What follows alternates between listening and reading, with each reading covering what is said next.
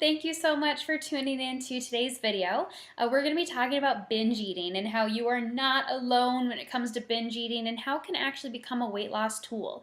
But before I go any further, I want to make it very clear that what I'm discussing is binge eating in a way that looks like, periodically every couple of weeks you've been eating really clean and then all of a sudden you end up at a fast food restaurant and you eat like 6 burgers, or my personal experience with trying to diet and eat super clean, and then I ended up in the back of my car with an entire bag of Halloween candy and just shoving it in my face. That's what I'm talking about. I am in no way discussing binge eating as it refers to an eating disorder.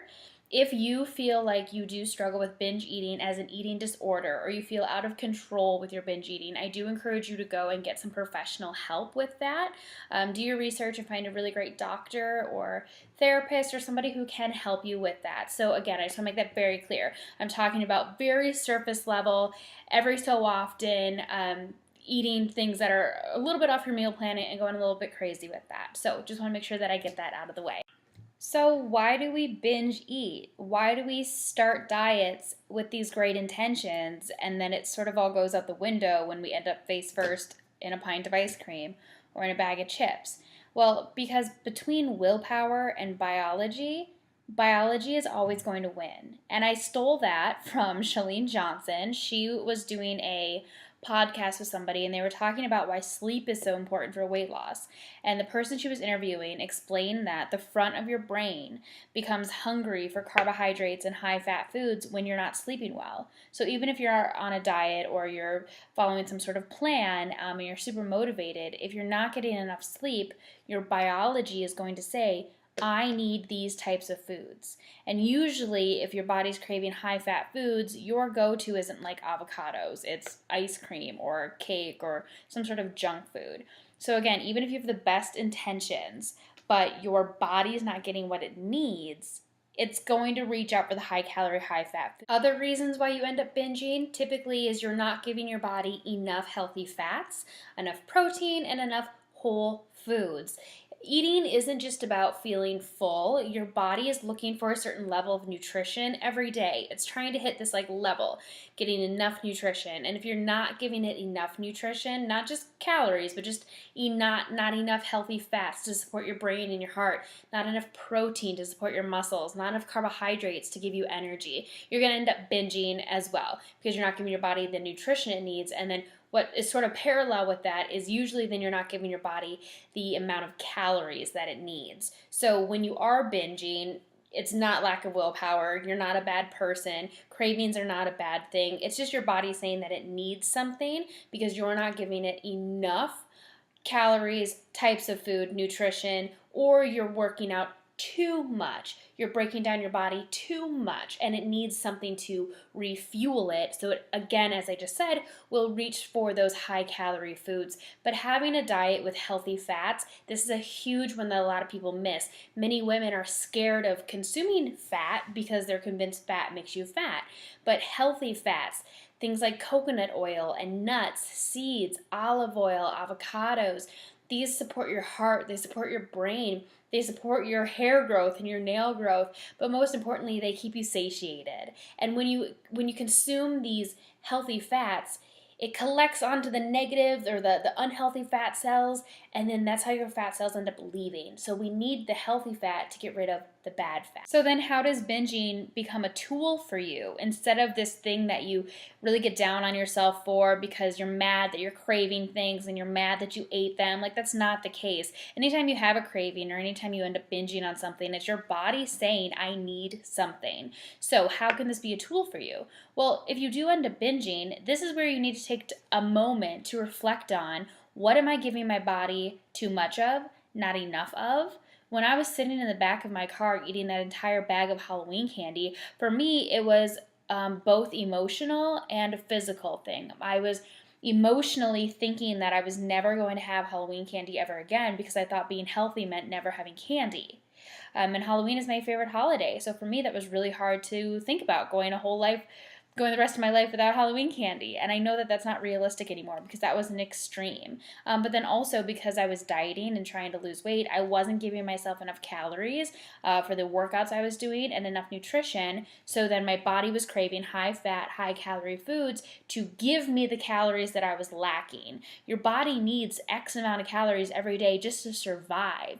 And then if you're going to add a workout onto it, it's going to need more. So that's why the cutting calories and working out a lot more doesn't work as a weight loss tool consistently, or it's not super sustainable. So again, asking yourself the question, what am I lacking in my diet? Is it nutrition? Is it too much of something? Is it not enough of something? Am I working out too much? And then asking yourself, is whatever program I'm on right now, is this realistic? Because to lose weight, your body has to feel safe. It has to feel that it's not in any danger and that it's not threatened. So if you're restricting your calories and dieting many, many days of the week and then binging a couple days a week, do you think your body feels safe? It doesn't. It's getting not enough calories and then too many calories. It's not enough consistency for your body to feel okay with letting you go get rid of the weight on your body.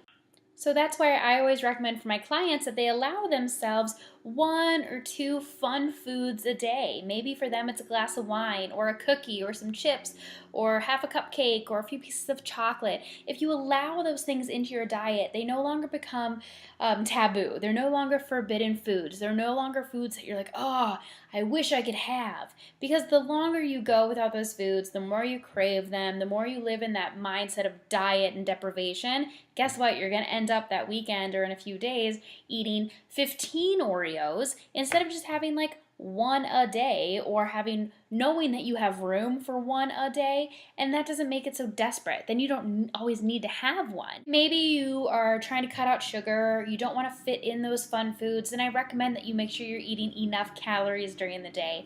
Make sure you're eating a lot of protein, healthy fats, so a handful of nuts here and there, maybe some avocado, and then carbohydrates. Carbs are not the enemy, and when we look at the really healthy whole grains like oats and quinoa and rice, whole grain pastas, these are full of fiber, so they keep you really full, and they're so full of nutrients. So if you're eating mostly whole foods, so things like the whole grains, lots of veggies and fruit, chicken, turkey, beef, fish, now your body's getting nutrients. It's getting what it needs. Because as we discussed earlier, when your body's not getting enough of something, biology is going to win, and biology is going to say, you didn't give me enough, now I need too much. So include those whole foods, make sure you're eating plenty, and as I've discussed in previous videos, cutting calories and working out more is not the way to lose weight. The way to lose weight is to make your body feel safe. Your body feels safe when it feels relaxed, when it's being fed, and it's getting movement. But not too much movement, 4 to 5 days a week. Make sure there's a rest day in there so your body knows that it has an opportunity to recover. And I want to show you guys, if you do end up having a big binge fest and maybe it involves alcohol, I want to show you my favorite smoothie for helping to detox your body. And usually when things like your liver or your kidneys are really inflamed from things like alcohol, we hold a lot of bloating and fluid right around our midsection, so it may look like you have extra fat there. All right, so I'm gonna make my favorite detox smoothie, and I've heard people call this a pina colada juice or smoothie. So I guess that kind of works because it's a coconut oil, pineapple-y thing. So where I think you should use this is on a Sunday night or a Monday morning. If you had a weekend of really fun eating, you drank a lot, you went to a friend's cabin, you had a holiday party, and you need to detox your body because, as I just said, when your liver and your kidneys are really inflamed from a lot of alcohol, you look a little bloated around the midsection. This is going to help cleanse those areas. Or if there's just a day where you end up binging on something, you had half a pizza and you're like, well, crap, that wasn't planned. Go ahead and have this to sort of keep things moving through your body. What I already have in here is 1 cup of water. And then what I'm going to add is a half cup of pineapple. I'm using frozen pineapple. If you don't have frozen pineapple, add ice to this when we're done. The other thing you're going to want to add to this is lime. I'm using these little tiny limes. It's about 1 whole lime, but I like these little tiny ones because I don't want it to be as sour, so I'm not going to do 2 of them. And then I have this little squeezer thing. So 1 lime, And once you make this once, you can sort of decide, was it too much? Was it not enough? Then you can add any type of green of your choice. Kale is going to be one of the most detoxifying greens for you. It's so full of vitamins and minerals. You can also do spinach, anything that is dark and leafy greens. I had a box of spring mix for my salads this week, so I just pulled out all the greens. This is about 1 cup. You can do way more than that if you want. A cup is about a handful. So 1 cup of greens. And you can add cucumber to this too, which is also really detoxifying because it's really hydrating if you want to. And then I feel really lucky. We are growing mint right now. So I just pulled some mint off of our little mint plant. I'm going to put that in there. So maybe it's more like a mojito pina colada. And then you're going to do about a tablespoon of coconut oil. Now, remember we were talking about you end up binging when your brain and when your body isn't getting enough healthy fats. This is a fabulous healthy fat. And when your body has healthy fat going in, it's allowed to let go of the unhealthy fat and then it leaves your body. So about a tablespoon of coconut oil.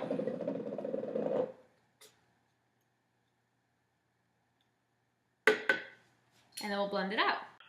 All right, so we blended up our pina colada mojito drink, and it smells like pineapple and lime. Those little chunks of foam, I think, are just some veggies, some of the frozen pineapple bits. So here you go. Fiber, detoxifying, tastes amazing. This is going to be something that you want as a staple, especially after some sort of binge that you have. As always, if you have any questions about anything, just message me below, okay? Thank you.